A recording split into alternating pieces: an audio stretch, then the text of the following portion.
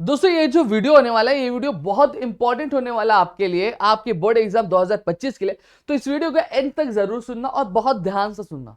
अब आज के इस वीडियो में मैं जो बात कर रहा हूं, मैं बात कर रहा हूं दोस्तों आपके 12th standard book keeping and accountancy के बारे में। जी हाँ दोस्तों, अगर इस सब्जेक्ट की अगर मैं बात करूं तो हमारे जो बहुत सारे जो दोस्त होते हैं इस सब्जेक्ट से बहुत ज्यादा घबराते हैं। रीजन क्या होता है? पहले से डर डाला रहता है कि भाई बहुत हार्ड है, बहुत हार्ड है, बहुत हार्ड है। और कहीं ना कहीं ये जो चीज है, ये जो वहम है आपकी माइंड में, ये बैठा क्या रह जाता है। और यही वहम आप जो है लेकर पूरा आपका जो बोर्ड एग्जाम का जर्नी होता है वो कैरी क्या करते हो। अब यहाँ पे मैं आपको कुछ चीजें बताने वाला हूं कि आपको आपकी 12th स्टैंडर्ड की बुक कीपिंग एंड अकाउंटेंसी की जो जर्नी है आपके बोर्ड एग्जाम 2025 की, वो शुरुआत कैसे करनी चाहिए, क्या चीज आपको ध्यान में रखना है, क्या गलतियां हमें नहीं करनी है। ये सारी चीजों के बारे में मैं एक एक करके इस वीडियो के माध्यम से आप सभी तक क्या बात क्या करने वाला। चलिए वीडियो को स्टार्ट करते हैं। और साथ ही साथ दोस्तों अब मैं यहाँ पे बताऊं तो आज हम हमारे जो 12th standard book keeping and accountancy में हमारे जो चैप्टर्स है, सबसे पहली चीज वो मैं आपको गिना देता हूँ। टोटल 10 चैप्टर्स है हमारे बुक कीपिंग एंड अकाउंटेंसी में, हमारे 12th स्टैंडर्ड के सिलेबस के लिए। ठीक है, अब सबसे पहली चीज अगर मैं बात करूं तो यहाँ पे हमें introduction to partnership and final accounts देखने मिल जाता है, एनपीओ देखने मिल जाता है, एडमिशन ऑफ पार्टनर और रिटायरमेंट ऑफ पार्टनर देखने मिल जाता है, dissolution of partnership firm, bills of exchange, death of partner, issue of shares, analysis of financial statement, computer and accounting. ये टोटल 10 चैप्टर्स है हमारे पास। अब इसमें से अगर थियरी की बात करूं तो ये जो कंप्यूटर इन अकाउंटिंग है ये थियरी वाला पार्ट है। ठीक है, यानी 9 जो चैप्टर्स है ये टोटली आपके क्या अकाउंटेंसी वाले चैप्टर्स है। बेसिकली आपको सम्स यहाँ पे क्या सॉल्व करने होंगे। अब मैं इसके वेटेज की बात कर दूं। अब एग्जाम पॉइंट ऑफ व्यू से अगर मैं बात करूंगा, जनरली मैं एग्जाम पॉइंट ऑफ व्यू से ही बात करूंगा कि विदाउट ऑप्शन क्या वेटेज है, क्या सारी चीजें। लेट्स सी, सबसे पहली चीज अगर मैं बात कर रहा हूं यहाँ पे तो what do we have is कि सबसे पहले अगर मैं ये जो मेरा 12 मार्क्स है, इस 12 मार्क्स की अगर मैं बात करूं तो यहाँ पे आपको introduction to partnership final accounts में ये आपके 12 मार्क्स के आपको एग्जाम में क्या आने वाले हैं, सम क्या आने वाले हैं। और ये कंपलसरी क्वेश्चन होने वाला है, इसके ऑप्शन में आपको कुछ भी दिखने नहीं वाला है। 12 मार्क्स का ये आपको एग्जाम में क्वेश्चन देखने मिलेगा।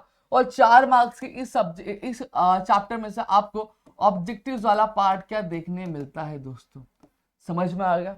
सेम चीज when I talk about NPO और final accounts, something some kind of same ही है, कुछ छोटे छोटे डिफरेंस हैं जो आपको समझना है। अगर आपको फाइनल अकाउंट्स अच्छे से आता है तो आपके लिए एनपीओ बहुत ज्यादा मुश्किल नहीं है, बहुत आसान चैप्टर है। आप कुछ चीजें देखोगे, आप ऑलरेडी वीडियो लेक्चर्स आपके आना शुरू हो जाएंगे तो आपके लिए चीजें और ज्यादा आसान हो जाएंगी। ठीक है, तो कोई दिक्कत नहीं है। तो यहाँ पे 12 मार्क्स का सम आपके लिए यहाँ पे आ जाता है। सेम तरीके से you have no options in it. ठीक है, आपको कंपलसरी क्वेश्चन अटेम्प्ट करना ही है। और 4 मार्क्स का आपका ऑब्जेक्टिव का यहाँ पे क्वेश्चन आ जाता है। अब दिक्कत क्या होती है, अब एमपीओ बहुत सारी जगह देखा जाता है कि स्टूडेंट्स को लास्ट में कराया जाता है, बोला जाता है बहुत हार्ड है। लेकिन मेरा मानना है गो विद द फ्लो, जैसे सीक्वेंस है चैप्टर्स के आप वैसे करते जाओ, कोई दिक्कत नहीं है। बहुत आसान चैप्टर्स है। दिमाग में ये जो डर है ये निकाल के फेंक दो, क्योंकि जब तक ये दिमाग में डर डाल के रखोगे ना तब तक कुछ चीजें होने वाली नहीं है। समझ में आएंगे, बहुत चिल हो जाओ, रिलैक्स हो जाओ। हाँ, इतना भी चिल हो रिलैक्स नहीं हो जाना है, बट चिल हो जाओ, रिलैक्स हो जाओ, इतना घबराना नहीं है। कोई बहुत बड़ा पहाड़ नहीं है। समझ में आ गया? जब इंसान पहाड़ तोड़ सकता है ये तो एनपीओ ही है, क्या दिक्कत है। ठीक है, नेक्स्ट अगर मैं बात करूं तो हमारे पास एडमिशन ऑफ पार्टनर और रिटायरमेंट ऑफ पार्टनर आ जाता है।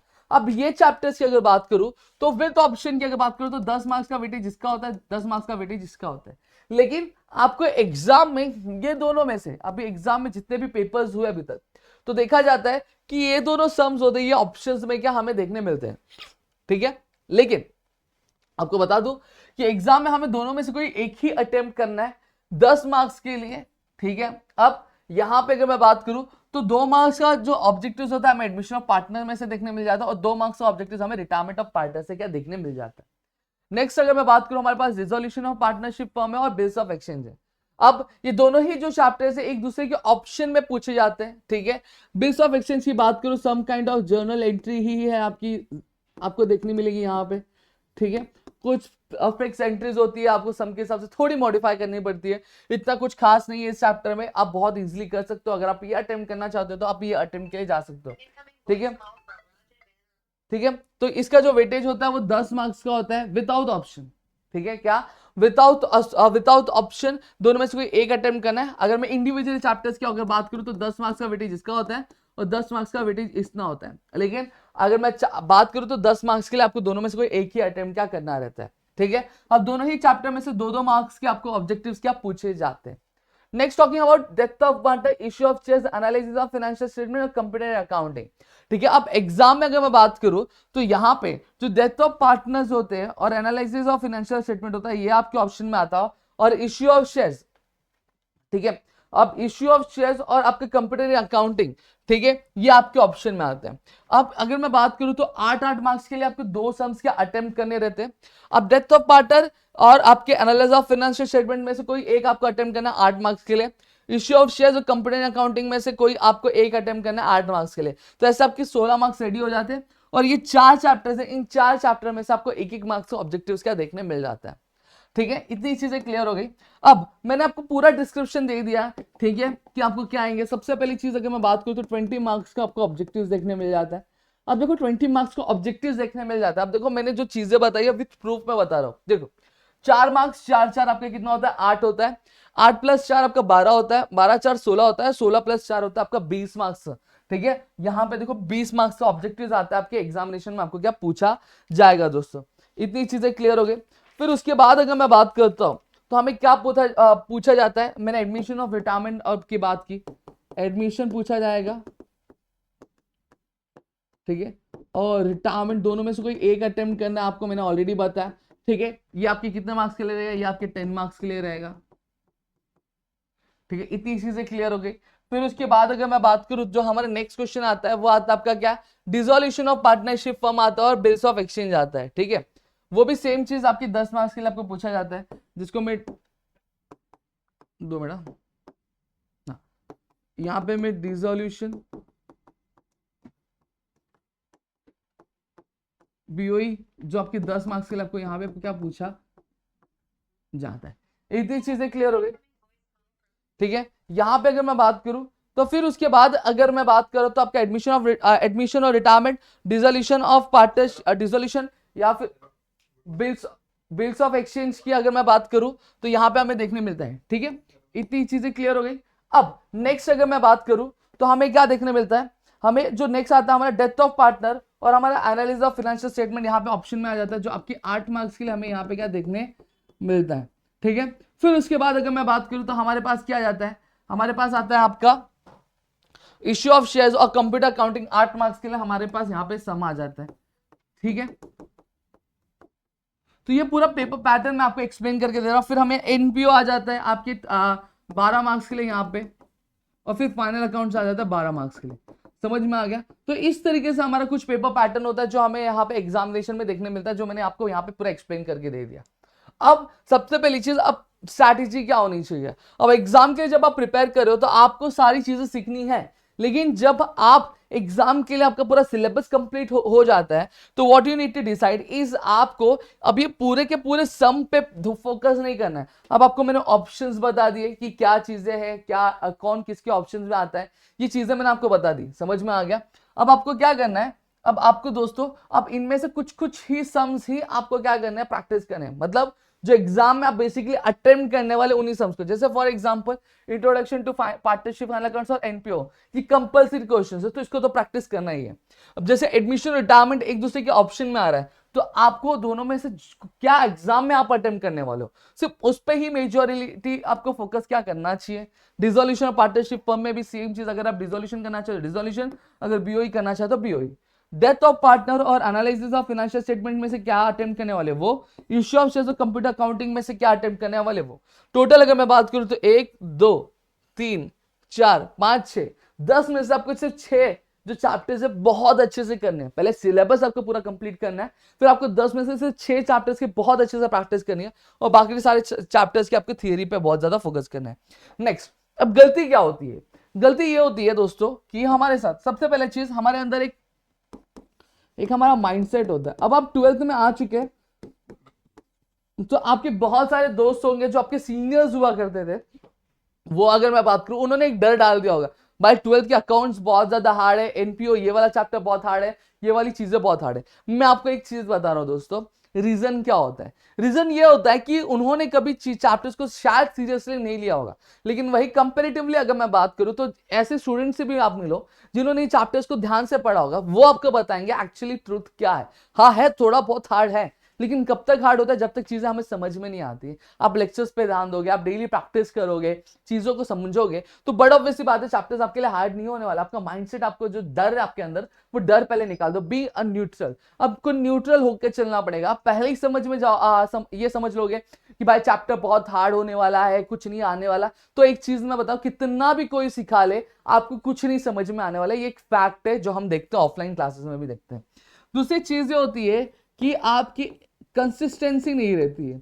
अब रीजन क्या होता है कि यहाँ पे अब 12 चालू हो रहा है, हम बहुत जोश में होते हैं, हम एक एक चीज प्रैक्टिस करते हैं, फाइनल अकाउंट्स करते हैं, एनपीओ। अब देखोगे तो आपका पहले के स्टार्टिंग के चैप्टर्स बहुत अच्छे जाते हैं, लेकिन जैसे जैसे चैप्टर्स आपके बोलते हैं ना कि आगे के चैप्टर्स स्टार्ट होते हैं, आपको आता नहीं है। रीजन क्या होता है कि कंसिस्टेंसी मेंटेन नहीं होती। आप स्टार्टिंग में बहुत जोश में होते हैं कि नहीं मुझे 90 प्लस जाना है, 85 प्लस जाना है, 93 स्कोर करना है, ये स्कोर करना है, वो स्कोर करना है, ऐसा बहुत ज्यादा मोटिवेटेड होते हैं। लेकिन धीरे धीरे आपका जो ग्राफ होता है वो नीचे चला जाता है। रीजन क्या होता है, आप डिमोटिवेट होने लगते हो, आप इधर उधर की चीजों में थोड़ा ज्यादा इन्वॉल्व हो जाते हो, और आपका जो प्रैक्टिस वाला पार्ट होता है वो होता नहीं है। तीसरी चीज अगर मैं बात करूं तो आपको थियरी प्लस सम दोनों पे ही ध्यान देना है। समझ में आ गया? अब थियरी प्लस सम पे मैं क्यों बोल रहा हूं, रीजन क्या उसके पीछे? रीजन ये है दोस्तों कि अब भी मैंने आपको बताया कि थियरी की अगर मैं बात करूं तो थियरी आपका 20 मार्क्स का क्या आपके एग्जाम में पूछा जाता है। अब जनरली क्या होता है, जो दोस्त होते हैं हमारे, स्टूडेंट्स होते हैं, वो मेजरली फोकस आपके सम्स पे करते हैं, जिसकी वजह से उनका ये जो थियरी वाला जो मार्क्स होता है ये हो जाता है, ये गायब हो जाता है। समझ में आ गया? और ये थियरी बहुत ज्यादा रोल प्ले करता है। कैसे रोल प्ले करता है? 20 मार्क्स का तो ये आपका हो गया, ठीक है। 60 मार्क्स का आपका क्या आ जाता है, आपका सम वाला पार्ट आ जाता है, तो ऐसे 80 मार्क्स का रिटर्न वाला पार्ट बन जाता है। लेकिन जब मैं एबीटी की बात करता हूँ, एबीटी में भी आपके 20 मार्क्स के ऑब्जेक्टिव वाले पार्ट क्या है वहां देखने मिलते हैं। अगर आप ये बहुत अच्छे से करते हो तो मैं आपको बताता हूँ 20 आपके 40 मार्क्स बहुत ज्यादा फिक्स हो जाते हैं। तो थियरी आपके 40 मार्क्स कंसिस्ट करते हैं, सो आपको बहुत ज्यादा फोकस यहाँ पे करना पड़ेगा। हाँ, कैलकुलेट द फॉलोइंग भी एक एस्पेक्ट है, उस पर भी बहुत ज्यादा लोग निगलेक्ट करते हैं, लेकिन मेरा सजेशन रहेगा आपको निगलेक्ट नहीं करना चाहिए, आपको उस पर बहुत ज्यादा ध्यान देना चाहिए, ये चीज आपको परफॉर्म करने के लिए। समझ में आ गया? 30, हाँ, ये चीजें क्लियर हो गई, समझ में आ गया। अब चौथी जो चीज होती है, अब मैथ्स वाला पार्ट मतलब सर कैलकुलेशन वाली पार्ट की अगर मैं बात करूं, अब हम कैसे होते हैं ना कि हमारा नेचर होता है, हमारा ही नहीं सभी का नेचर होता है, ह्यूमंस नेचर होता है कि जब चीजें आसान लगने लगती है तो हम करते रहते हैं, लेकिन जब वही थोड़ा सा बोलते हैं ना कि कुछ मंथ वाला कैलकुलेशन आ गया, कुछ आपका थोड़े से हार्ड वाले कैलकुलेशन आ गए, तो हमारे अंदर डर बैठ जाता है और वो चीज हम फिर स्किप करना क्या चालू कर देते। ये आपको नहीं करना है। अगर ये आप करो तो ये आप बहुत बड़ी गलती करो, तो आपको ये चीजें परफॉर्म करनी नहीं है। समझ में आ गया? अगर आप ये चीजें परफॉर्म करोगे तो आपके लिए बहुत ज्यादा नुकसानदायक होगा। आपको नहीं आ रहा है, आपकी टीचर्स हैं, आप उनसे पूछो, आपको हमारे चैनल्स पे वीडियोस आएंगे, आप उस पर फोकस कर सकते हो, जहाँ पे एक एक पार्ट आपको एक एक चीज एक्सप्लेन करके दी जाएगी कि कैलकुलेशन कहाँ से आया, कैसे आया। नहीं आया भाई, सीखने के लिए शर्माना नहीं है, सबसे पहली चीज शर्माना छोड़ दो, बेशर्म बनना पड़ेगा अगर स्कोर करना है तो। अगर नहीं आ रहा है, जरूरी नहीं ना हर किसी को हर चीज आती है। आपको जो चीज आती हो शायद आपके बाजू वाले को नहीं आती होगी, आपके बाजू वाले को जो चीज आती है शायद आपको नहीं आती होगी। अगर नहीं समझ में आ रहा है कैलकुलेशन, हाथ उठाओ और पूछो कि मैडम सर ये चीज कैसे आई, मुझे प्लीज एक्सप्लेन करो, मुझे नहीं आता, ये कैलकुलेट कैसे करना। ये शर्माना नहीं है कि कोई क्या बोलेगा कि मल्टीप्लीकेशन कैसे करना है, डिविजन करना है, ये भाई सबको नहीं आ रहा, पूछना है। एग्जाम में कोई बताने आने वाला नहीं ना, आपको ही करना है ना, तो पूछोगे नहीं तो आएगा कहां से। तो ये वाले पार्ट पे आपको थोड़ा सा क्या ध्यान क्या देना पड़ेगा। समझ में आ गया? और फिर उसके बाद अगर मैं बात करूं तो एक आती है रेगुलर प्रैक्टिस।